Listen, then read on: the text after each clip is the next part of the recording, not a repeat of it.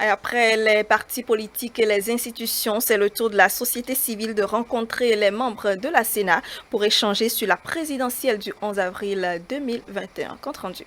Ces hommes et femmes sont les acteurs ou représentants de la société civile invités par la Commission électorale nationale autonome, Sénat. Ils sont conviés à une séance de travail pour recueillir les observations, conseils et suggestions des acteurs de la société civile dans le cadre de la présidentielle d'avril 2021. Nous voici à nouveau réunis, mesdames et messieurs, pour parler du scrutin du 11 avril 2021.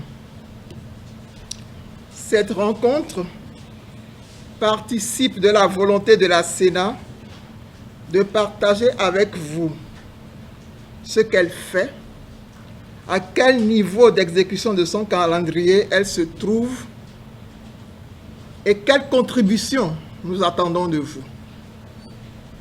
S'il est constant que l'article 13 du Code électoral désigne la Sénat comme l'organe de gestion des élections, il n'en demeure pas moins vrai que ce défi ne pourra être relevé qu'avec la participation effective et efficiente de chaque partie prenante au processus électoral.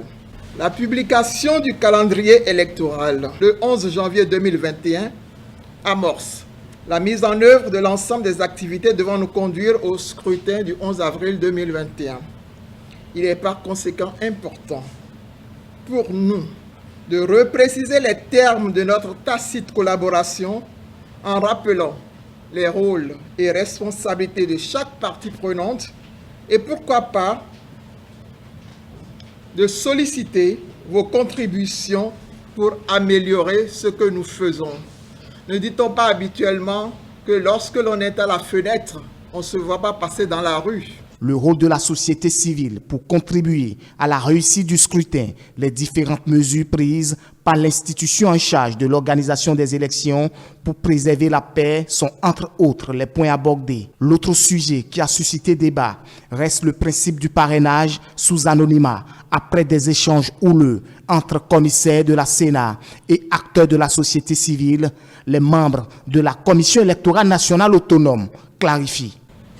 Je crois que nous avons expliqué de façon claire et nette et très simple que chaque élu donne son parrainage à qui il veut. Si j'ai la possibilité de me donner mon propre parrainage, pourquoi pas? Je m'interroge à haute voix. Si j'ai la possibilité de me donner mon propre parrainage, pourquoi pas? Quand je vais, par exemple, à une élection et que je suis candidat et que je dois voter, je vote pour moi-même, je ne vais pas voter pour quelqu'un d'autre. Mais également, c'est qu'au niveau de la Sénat, nous ne nous embarrassons pas de savoir qui a parrainé qui.